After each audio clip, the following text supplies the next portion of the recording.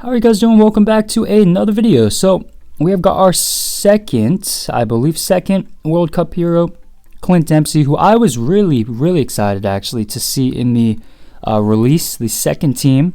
Not even because he's the cheapest one, and I don't even have like an affiliation or love for the U.S. men's national team, nor Clint Dempsey.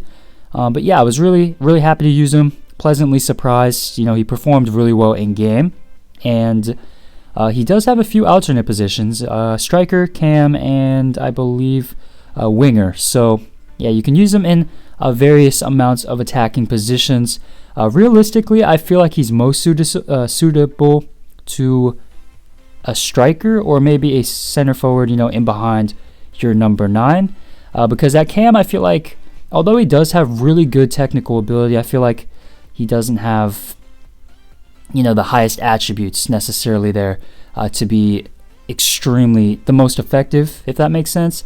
And then out wide, I feel like he doesn't have that incredible pace to be consistent. So yeah, I feel like as a striker or in behind as a center forward, I feel like he'd be best suited and most capable, I guess, to flourish. So yeah, I'll start with the mobility, the pace, the agility, the balance. So the pace, he's not rapid, but once you do apply that chemistry style, whether it be, I think we used a hawk, but you can use a hunter as well. Both work really well. I feel like, he feels fairly quick. I think the most important thing is that he has that ability to break away and create separation from the defender. That also is highly down to his on-the-ball ability, that control. But yeah, I feel like the pace, he feels fairly quick in game. With the agility and balance, though, feels a little stiff at times. I feel like it's going to be most noticeable off the half turn with the defender on your back. You're not going to be able to really spin the defender that well.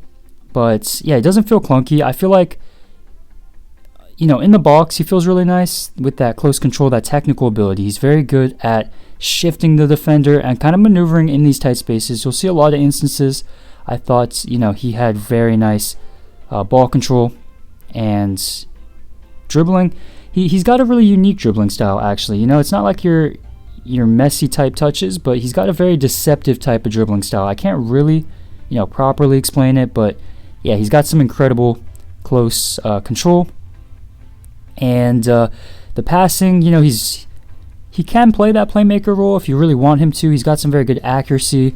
And what I like, and I noticed, although, when you try to make those passes with maybe heavier players in a quick, I guess, switch of play, change of direction with your back where you have to turn, I guess, he's actually very good in terms of producing the right amount of power. Because in a lot of instances with players with maybe a little bit lower agility and balance, they aren't able to produce that type of power because of that agility and balance, right? But I feel like this guy, he was pretty good in that regard. So even though maybe he doesn't have that mobility at times to make that turn and make that pass, he still can produce that power. I don't know if I'm properly explaining that, but yeah, pretty good when it comes to distribution and all that type of stuff.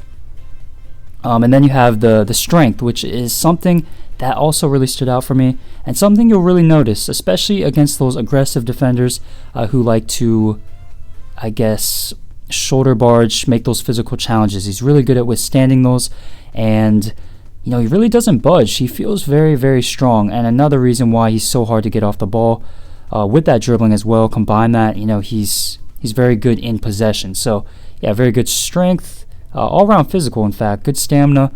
You also have the very good shooting. He's very dynamic with his goal scoring. He's not limited in any regard. Very good at, from distance, inside the box. Very good with the movement as well. With the high 80s in attack positioning, he also has the high-low work rates. So, after using Peter Crouch, for example, who has the medium work rates, I noticed that the work rates, how he'll drift out wide, for example, or maybe even drop deep. With Clint Dempsey, I really liked how he's consistent with his movement and his positioning, and he's always a good focal point, always in a good position to find and be an option in the final third. But yeah, very good, very clinical, and I believe he has, I don't know what traits he has. He has the long shot taker, I know that. But yeah, he can score from range on his weak foot as well. He has the 4-star weak foot.